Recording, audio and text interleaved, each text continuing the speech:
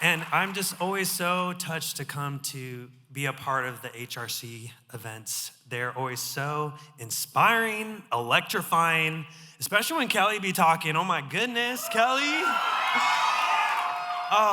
Every time I come to these, I always want to go back out into the world, and I'm a little more motivated and encouraged to just be myself as I go out there. And I hope that each of us can feel that way.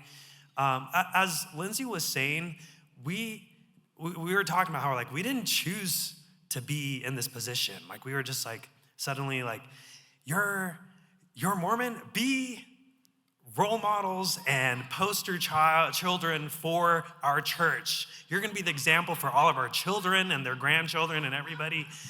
And you don't always, it's okay, we're let's do our best. Anyway, I made a speech and I'm okay, I should probably talk about, but talking about visibility, we don't always choose to be visible. Sometimes it just happens. And then what do you do when you are in the public eye where you don't always have control of the narrative of people talking about you? Chris Wharton was talking about how, people start calling you names even as a little kid, and you don't know what they're calling you names for, calling you slurs and saying you sound or talk like a girl for us. I had the same thing when I was a kid. And we don't always choose to stand out, but sometimes it just happens. When you're different, people notice. So visibility isn't always planned on, and you're not always prepared for it. But what I learned as a teenager, for better or for worse, sometimes you have to accept that your image and stories about you will spread around involuntarily. People will look up to you, they will look down on you, and others will just be indifferent. It is a constant battle to balance that dynamic and not let it run your life. We don't always choose to be visible in our lives, but sometimes it's needed if we want to make a significant leap forward, be it in our personal lives or in society. When it comes to human rights and equality, we don't always have the power to choose what direction political and cultural winds blow, but we can adjust our sails. I feel like I'm giving a Mormon speech in conference now. It's giving me a little bit of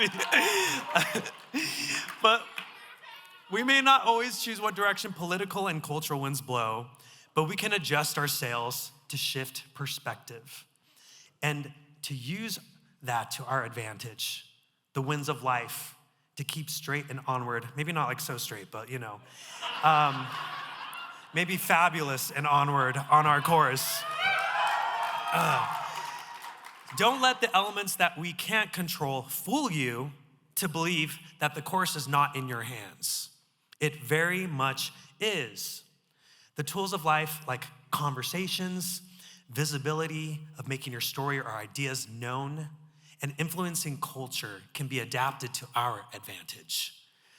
And we adjust so that it is manageable. If you wonder, how am I supposed to stay on course?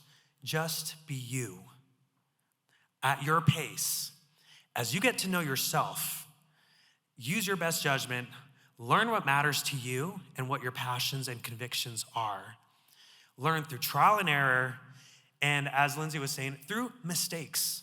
I've learned that especially coming from my Mormon, unraveling, how I had to be a perfect Mormon boy, poster boy, that it is actually, and I have this inspiration, experience in a prayer where I learned in that prayer that we're here and we're supposed to make mistakes. It's okay to, and even though we may be taught you have to be a certain way to fit in and to be accepted, no, that's not the case.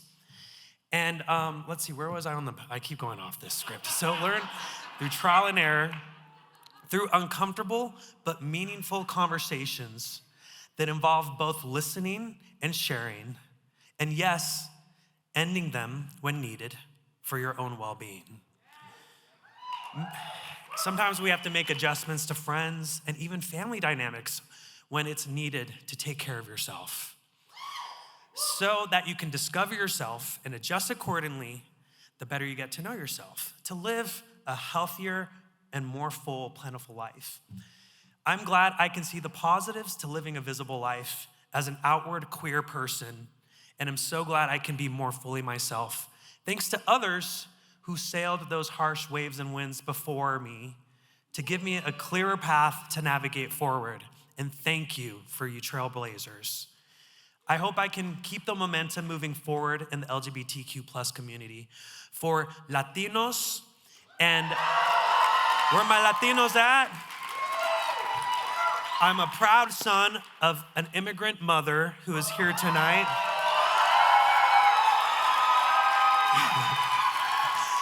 And it is an honor to be a representative for minority communities such as the LGBTQ plus and the Latinos.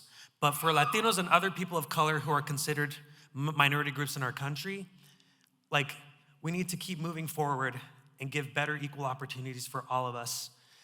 And I'm gonna go off the script. This is too much. I wrote so much here. How many times are there history?